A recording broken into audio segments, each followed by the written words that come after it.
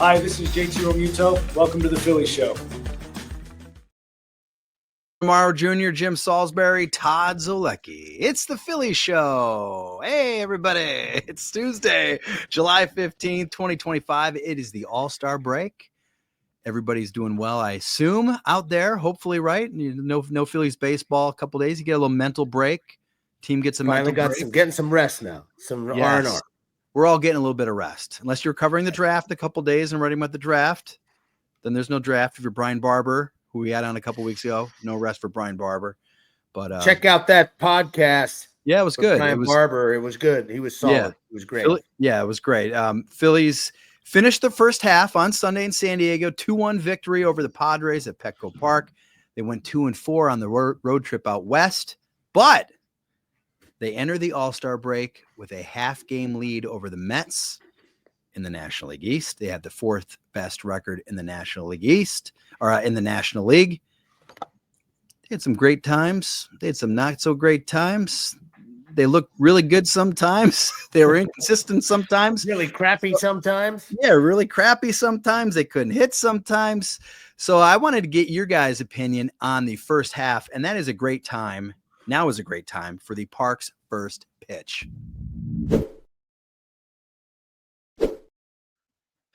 First pitch is brought to us exclusively by our partners at Parks Casino, Pennsylvania's #1 casino. So, guys, first half. Why don't you give us some opinions, Todd? Why don't you go first? All right, here. I try to listen to as much as I can. We get a lot of feedback on the show, which is great. We get a lot of stuff on, a lot of comments on the YouTube section. Obviously, we're all on X. We hear from people at Wawa. We hear from our friends asking about the Phillies, and a lot of concern about the offense. A lot of concern. I don't think this team's good enough to win the World Series, and yet here they are. They've been really inconsistent, but they're in first place. Now, do they have flaws? 100%. 100% they have flaws. The rotation, though, is out of this world, and I think that is something to really hang their hat on as they go forward. They have a rotation that is on an historically excellent pace. They finished the first half again. I like to use WAR just as a kind of a general measuring stick. They finished the first half Phillies rotation with a 13.1 WAR. That's the fourth highest of any rotation at the All-Star break this century. Number one, of course, the 2011 Phillies. But I look at the rest of this league. You got the Dodgers, you got the Cubs, the Brewers right now have a better record than the Phillies. All of these teams have had really rough stretches. There's no perfect team out there. And so anytime somebody says, they're not, they have no shot. I say, hold on a second. If they can address some flaws in the second half, if they can fine tune some things, if they can get a couple of their guys to do what they need to do, I think they can go on a run. Are they going to win the World Series? Probably not. I mean, it's really hard to win the World Series, but the way I see this team, it's a good team. It's got a chance. They just need to kind of, like I said, at the trade deadline, make some adjustments to the bullpen. Do they go get a bat? Some of these other guys step up that they need to step up that are already currently on the roster. So that's kind of where I stand on this team after the first half. They're a good team. They're good. Are they great and unbeatable? No. Are the Cubs? No. The Brewers? No. Even the Dodgers. Didn't they lose like 6-7 in a row about a week ago? Mm-hmm. There you go. Good, Rube. So, great point. So you guys know how I feel about pitching in particular, and that's the reason why, it was so important for me as a GM to try to shore up your rotation, because it gives you a chance to win every night, which is exactly what this rotation does. Other than what they're going to do with the fifth starting spot, right now it's Taiwan, and it's going to be Taiwan out of the break. It could at some point be Nola, and then could at some point be Nola and Abel, or Nola and Painter. It could be, a 6-man rotation.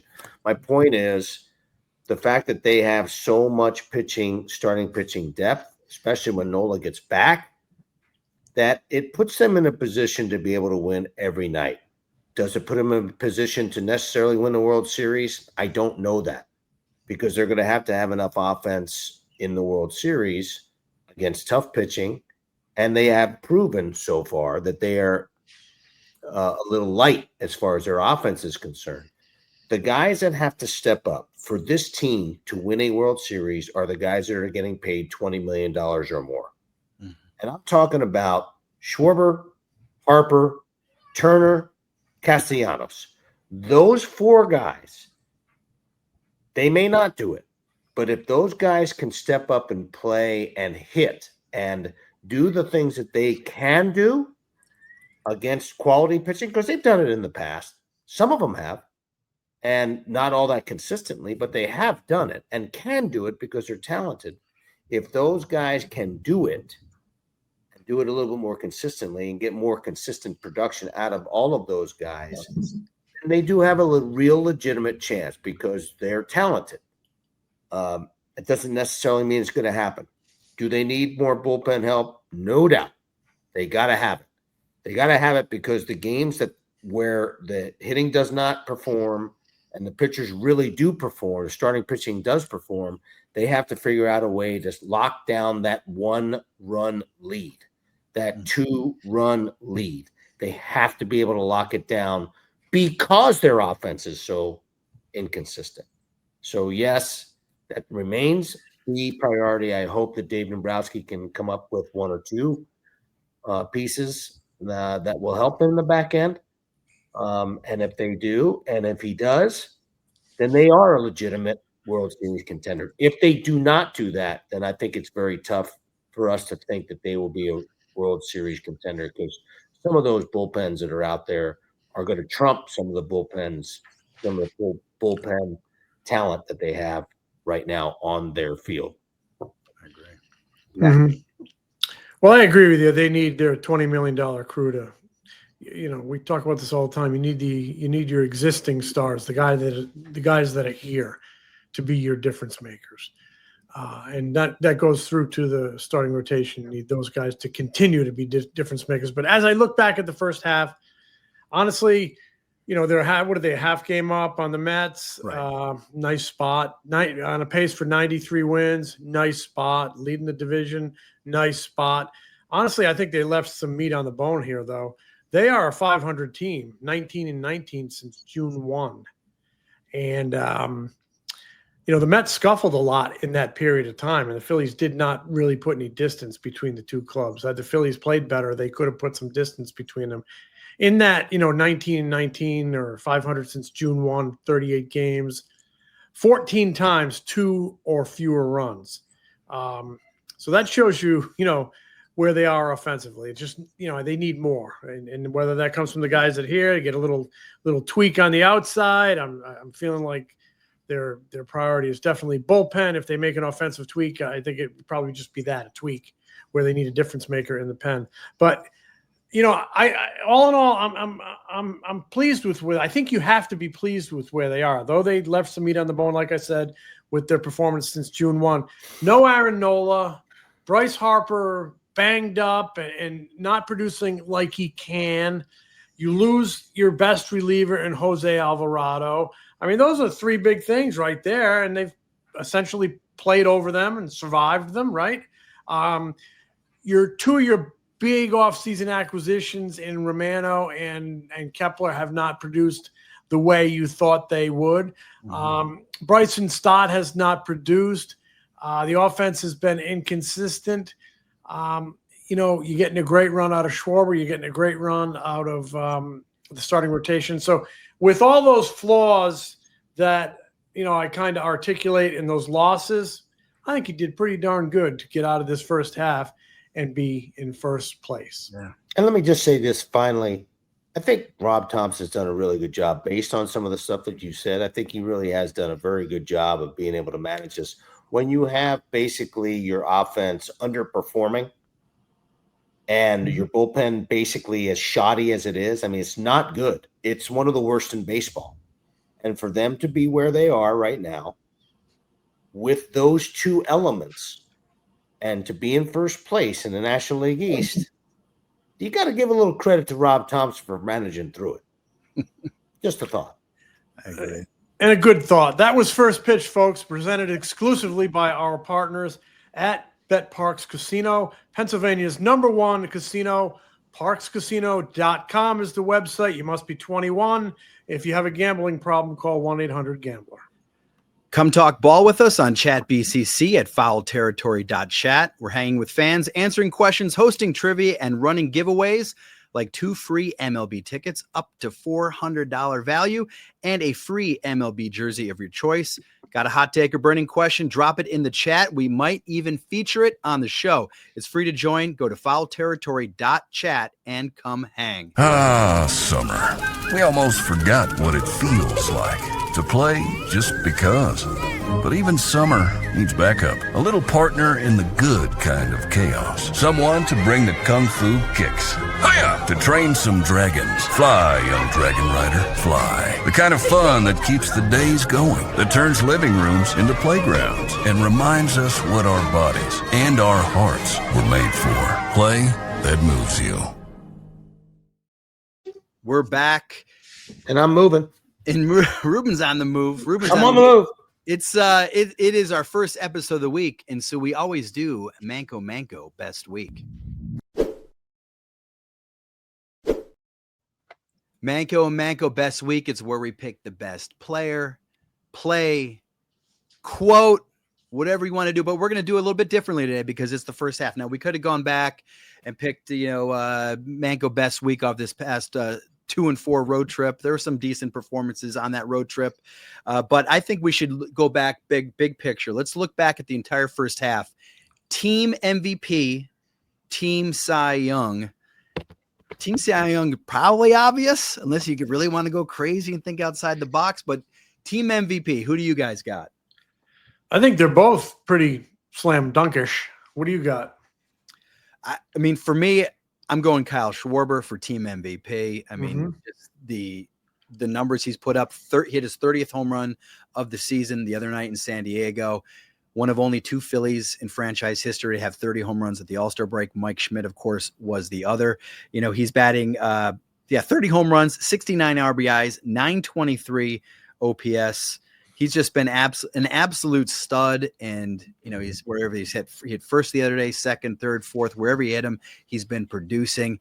And I'm telling you, we talked to him on Friday in San Diego about do you still think there's some chance of maybe getting locked up before the end of the season? He said, maybe we'll talk a little bit at the break, but I'm not really worried about that right now. I just want to pour everything I can into this team. And he is pouring everything he can into this team in the first half. I mean, he has had an absolutely outstanding half. And then, of course, obviously, Team Cy Young for me first half is Zach Wheeler. I mean, I agree with you. If he had decided to pitch Tuesday night in the All-Star game, I believe he would have started. Me too. I believe he would have started over Paul Skeens. I like what he said about it. Talking to him the other day, he said, I kind of want to, I just want to rest up and gear up for the second half. I've thrown a lot of innings. I want to pitch deep in October. And Rob Thompson made a great point. Because I said, don't you think this kind of hurt his, maybe in a sense, like that would have been such a great campaign ad for him starting the All-Star game on Tuesday night. He said, it would be even better for his Cy Young chances being fresher going into the second half. I'm like, touche, Rob Thompson, touche. So I agree with you Todd, on both names. I wish we had more competition for the MVP. Yeah. But Schwarber's hands down the guy, but I wish there was more competition. More guys were having big seasons behind him. I mean, there's not a lot, the power is a struggle. The offense is a struggle, but Schwarber, 4 years now, he just continues to answer the bell. I think he's a must extend. You need him. You need the power. You need him in this ballpark. You need his character, his clubhouse presence. But I'm rambling on. And Schwarber to me is your first half Phillies Cy Young, and maybe your National League Cy Young as well. And I'm really curious to see how the voting shakes out. If he puts together if he just continues, keep doing what you're doing, Zach, and then we'll see what the voting looks like in early November. But maybe this feels like the year he's going to get one done here. I agree. Yeah, I can't disagree with you guys. I won't deviate, but I will mention 2 players. One, Honorable mention for Trey Turner as far as MVP on the position side. He's had a nice year. Kind of faded a little bit here at the end. A struggle in this last road trip, but he's had a pretty darn good year, and hasn't been an MVP year, but a solid year. The fact that he was not an all-star is the most ridiculous thing I've ever seen. Most hits in baseball, I think, and especially in the National League. Maybe not in baseball, but in the National League. I guess the hit is not all that important anymore. That's one. And then, do you imagine Ichiro not making an all-star? I mean, think about that for a second. Well, how about remember they said RBIs aren't important anymore, which I always say, tell that to Tony Perez, Yeah, it's ridiculous. I won't go there too much. And Wheeler's the other guy. There's no question about it. But I got to give Christopher Sanchez some love here, please. Mm-hmm. Christopher Sanchez has had one of the most consistent seasons of any pitcher in baseball. His quality start numbers in the last 2 months have been so spectacular that you cannot talk about Team Cy Young without mentioning his name, because he's been that good. He's really been spectacular. So I wanted to give him a little bit of love. It's Schwarber and Wheeler. There's no question. Mm-hmm. Turner and Sanchez, they need some love too. So real quick, Turner gets snubbed, and I agree with you. I said there's not a lot of competition for the Christopher should also be an all-star. Right. I said there's not a lot of competition for the team MVP. Turner definitely would be in the conversation, but I just think Schwarber's there. But Turner has done everything they've asked him to. Get on base more, be more selective, run more. He's had a very, very nice season. But they get snubbed on Turner, Ranger, and Sanchez are not there. I'm not going to get into all the mechanics. We kind of know Zach is not starting, but he was named. So they got one All-Star on Tuesday night. If they're embarrassing, if it's embarrassing, if they're ticked off, channel it the right way. Go out and take some names and kick some ass. That if you want to feel slighted that you didn't get enough all-stars, if that grinds your gears, take it out on somebody. Exact a pound of flesh on somebody. You know what I'm looking forward to? Phillies Brewers early September. The Miz on the mound. Right. 5-star all-star. That's going to be great. That's the all-star. That's going to be great. So the Miz versus the Phillies. There'd be a little drama in that start if they get to face each other. Somebody tweeted, I forgot who it was. It was a hilarious tweet. So Mizorowski is in the all. Is it Mizorowski or Mizorowski? Somebody tweeted that he's in the All-Star game with fewer career appearances than Garrett Stubbs. Stubby's on the mound. On the mound. Pitching appearances. Pitching appearances than Stubbs. Yeah. I heard that. That's great stuff. So let's go. Let's look back again at the first half. Biggest surprise, biggest disappointment for you? There not a lot of surprises? I might go. Well, there's one big surprise for me. The surprise for me is the futility of Bryson Stott, because I think Bryson Stott for me was going to be a much, much better player, and he just has not had a very good year. And I really thought that he was going to come full circle this year and have a really, really good year, and it's really been a struggle for him. That is the biggest surprise for me, and a disappointment. Right, and the biggest disappointment. He's under 200 since June 1. I mean, it ain't good. So that to me, that's a disappointment. And a surprise, whatever you want to call it. I have to, and I don't mean to pile on Jordan Romano. It's just that he was an all-star. I know he was coming off surgery, but I thought they would get more out of him. And the fact that they're not, and you could also put disappointment on Jose Alvarado. That was a killer disappointment. That's a big, big disappointment. His teammates should be disappointed in him. But just the failure in that bullpen, they're going to have to, and they might have done this anyway, but they're going to have to give up a really good prospect to fix that bullpen. And they have to give up an elite prospect, and it's going to hurt. And if Alvarado's there, and if Romano is closer to the Romano of the past, maybe the bullpen's not as big of a problem. That is not going to cost you as much talent to fix it. So there is, call them surprise, call them disappointments. I don't care. Those are them for me. Yeah, biggest surprise for me almost is watching Fridays and Saturdays games. Every game they play is super close. And Rob Thompson said that on Sunday. It's like every game is close. Either you're up a run or you're down a run. There's no comfortable 7-2 wins. And that's because this team is just not hit for much power. I was talking about this just the other day in San Diego, and the Phillies right now, I want to look up this number. They're below league average in total home runs. They're below league average. They're 16th in baseball, right? 1.06 home runs per game. That's their lowest home run rate since 2016 when they were 2016. So, I mean, that was a 95, 98 loss squad. And the fact that just watching those games late, you don't, unless it's Harper or Schwarber, you don't really have that. This guy might pop one here and tie it up. You just don't get that sense right now. So that's been a big surprise to me. And then the biggest disappointment are the 3 free agent signings from the offseason. Max Kepler. I tell you what, and I feel stupid, but I don't know. I watched him play in spring training, and I saw some of those at bats, and I was like, man, this guy. He might be really motivated. Big bounce back here. He changed his stance. He came in upbeat.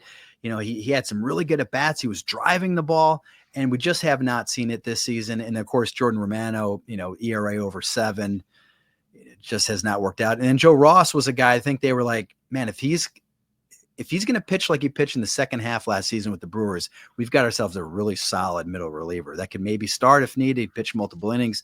And he hasn't been as consistent as you like. So those are the guys that I'll go with right there. Biggest. All very legit names. Yeah. I went back just today and I looked back at our season preview episode because each of us gave a bold prediction. Oh boy. And now it's time. Hide my Now head. it's time to pay the piper. Now, 2 of the 3 bold predictions, not faring so hot. One of them is actually, you should feel pretty good about yourself. So, do you want to start with the bad news or the good news? Let's start with the bad news. Let's start with me. My bold prediction was Jose Alvarado is going to be the first Phillies reliever with 30 saves since Genmar Gomez in 2016. That's not going to happen. That is not going to happen.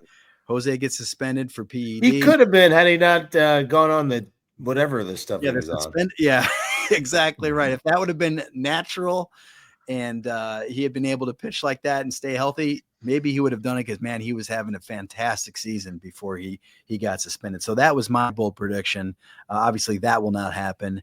And, Ruben, you were actually correct on this prediction in a sense, but not in the way – but it hasn't really turned out the way you thought about it, and you just mentioned it. You said Bryson Stott is going to ascend to the leadoff spot after the first month of the season. You said he's going to stay there and he's going to have a big breakout year, and obviously that hasn't. He did hit leadoff for a stretch. Half of that was right. Half of that was right. He did ascend to the leadoff spot, but did not stick there because he's been struggling a lot. Like you said, somebody mentioned under 200 since June 1. Since June 1, Bryson Stott. So it's been a real struggle for him. So there we go on our first 2 predictions. Jim, your bold prediction, it could actually still maybe happen. What was it? Probably needs some help, but it could actually probably still happen. Christopher Sanchez will finish top 3 for NL Cy Young. Oh, great call. He might. Jimmy, it could be Wheeler, Skeens, and Chris Sanchez. How about that? Wheeler, Skeens, Sanchez. I thought my prediction was Orion Kirker in the. You had mentioned that, but in that segment that we did, where you officially, that's the one that you gave. So that's, I think you did also mention though Orion Kirkering 20+ saves at some point, but that was the one you gave as your official bold prediction. Well, Christopher Sanchez absolutely has a chance at that. No doubt. Yeah. Very good. Very good. So All-Star game is on Tuesday night. Phillies off Wednesday, Thursday. Baseball is back on Friday, Ruben.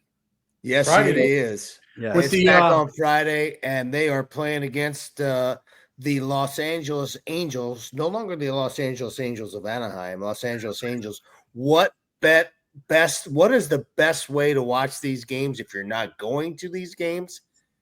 You go to Parks Casino, you watch these games, and you know what else you can do? You can do some live betting because it's better on the Bet Parks app.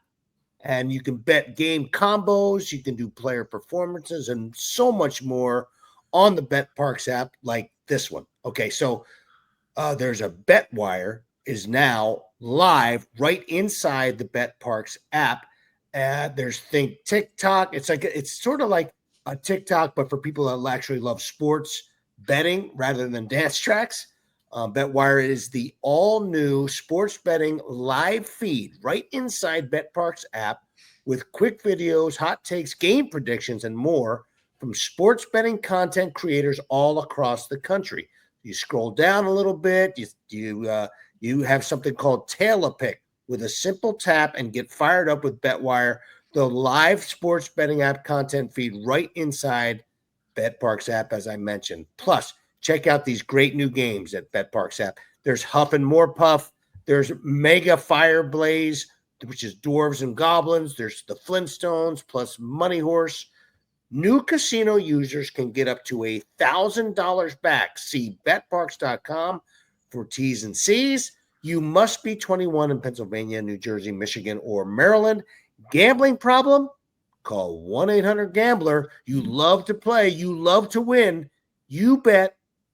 BetParks app. The 2025 draft wrapped up on Monday, and the Phillies, they took Gage Wood from Arkansas with the 26th overall pick, threw a no-hitter in the College World Series. First college pitcher the Phillies selected in the first round since Aaron Nola in 2014. And Ruben's guy. Yeah, Ruben's guy. The draft, the last few years, of course, everybody's talking about Brian Barber taking high school players. Well, first 6 rounds this year, college players. First 8 rounds, all pitchers. 14 out of the 20 players selected by the Phillies in this draft, pitchers. And Gage Wood, obviously college pitcher. I asked Brian Barber, I said, hey, last time you guys took a college pitcher in the first round, Aaron Nola, everybody said, hey, he's a college guy, first round guy. Could he be a fast mover and get to the big leagues pretty quickly? And of course, I think you guys, you can't say, of course, yeah, 100%, but he was in the big leagues a year later. And, certainly he said Gage is the type of guy that could move fast through the system. Now, I do not think he is, there's any expectations that he's going to be in the Phillies bullpen at the end of the year. I saw that a lot on X last night. He's going to be in the bullpen in September. He's make him the next David Price. He's going to be the next. Sale. Yeah. Chris Sale, David Price, I guess. So you guys have any thoughts on Gage Wood? Jim, I remember you texted me during that game. You're like, this guy, tell us what you said. Remember when you were watching that game, the no-hitter? I'm a bit of a college baseball geek. I love college baseball. And I watched the World Series, and it was a day game. I watched that game against Murray State when he no-hit Murray State. And his fastball, was 97, 98, 99, the whole game. And he threw a lot of pitches because he had this no-hitter, and they were not going to take him out. So his pitch count is climbing. He's still 98, 99. And what just the carry through the zone, the way it just the ride through the zone, or the way it stays on plane, whatever fancy terminology they give to ride these days, it was just, it was power. And he had some bulldog in him. He kind of reminded me of a Sonny Gray type with better stuff, maybe body-wise and tenacity-wise. He had, just watching on TV, he looked like a bulldog. He was emotional, but he was riding that fastball, good breaking ball. And, watching that game, and I think I texted you and Gelb, right? Or I texted him. Yeah. I texted somebody. I said, because he's working this no-hitter, I said, history brewing in Omaha. And then in the course of this text, I said, I did say it. I go, this is the Phillies' first pick. He did. Oh my God, he did. History brewing in Omaha, and then you know what that tells me, Jim? You taint just a great pro scout. You taint just one of those. You are a great college scout too. He said he said history brewing in Omaha. There's a couple comments back and forth, and then Jim said, "Indeed, Phillies pick looks like young Sonny Gray with better Right, stuff. that's He just what body wise, Yeah. and competitiveness wise, he reminded me of, because I love Sonny Gray coming out of Vandy. He don't throw like he used to, Right. but I always liked him. Well, But the interesting thing about this is, we talk often, and we talked often about the mentality that it takes to pitch in Philadelphia. And this guy looks like he's got some, as we say in the vernacular, when we're Latin Americans, some cojones. And I really think that he's a guy that sort of fits the bill for Philadelphia. You got to have him. If you're going to pitch there, and whether he pitches in a rotation or whether he ends up being a bullpen guy, you got to have those. And it certainly seems like he's one of those types of guys. Now he's got obviously a plus fastball, plus breaking ball. Can he put it together and be the guy at the major league level? It's possible. And the way he went about it in the College World Series, you can't get bigger than that. You can't get bigger than that as far as having to perform under pressure, and for him to have done that, pretty impressive. And hopefully we'll see him in Philly soon. Especially for a team like Arkansas has big expectations. I mean, Of course, so he's cruising for this no hitter, and I think it was like the 8th inning or maybe the 9th inning. I kind of forgot, but he got a little bit cute because he was just the fastball right at the letters by people. And he flips up a breaking ball and hits the guy, loses his perfecto. Mm-hmm. He said that, first comment after the game was, "I hit the guy. I shouldn't have hit the guy." It's great. I loved it. That was awesome. Should have just buried fastballs. but it was interesting for them to go so many pitchers early. And I wanted to ask you that. The question was, do they feel comfortable enough? I think if you held a gun to him, Barber would probably just tell you, "Listen, these are the best guys we had on the board at the time." And you typically don't go pitcher after pitcher after pitcher because you got to mix in some, some position players, but it also may mean something about their overall system whereby they feel pretty good about, some of the position players that they have coming at certain levels. So it might that mean may be also a two-parter. They're going to subtract some pitchers. Ranger probably gone, and they might say goodbye to one here at the trade deadline. So they may lose Abel or Painter or someone like that, or multiples of some of those guys, and they're trying to make sure that they have plenty of depth when and if they do. Yep, I don't think they're losing. I don't think they're giving up Painter. Do you? I do not think so. I think he's still an untouchable, but you never know. It's all about the opportunity. You never know what it might happen. This whole untouchable stuff. I think the only way that Painter goes in a deal is if they get two players that they have under control. I mean, you're talking about like the Quan Clase type of, that one of those types of deals, because you have them under control for a while and they're performers. Yeah, that would get me thinking. It would make me think. I would do that. I would move him if I'm talking about getting those two pieces. You're talking about the best. One of the best in the game, leadoff hitters and left fielders. And you're talking about, a pretty damn good back end of the bullpen piece. Right. So I would think about that. I would consider. I would think about that for sure. We will be back on Wednesday. We're going to do today. We look back at the first half. Wednesday, we're going to look ahead at the second half. Talk to you guys later. Smell you later, boys. Smell you, Jim. The Philly Show is brought to you by the Foul Territory Network. Subscribe to The Philly Show on YouTube and wherever you get your podcasts. If you like us, give us a review. Follow us on Instagram, TikTok, X, Facebook, and Threads. Find Ruben's analysis before, during, and after Phillies games on NBC Sports Philadelphia, on the Sports Radio 94 WIP Morning Show, and MLB Network. Find Jim at allphly.com. Find me at MLB.com, the Phillies Beat newsletter, and MLB Network.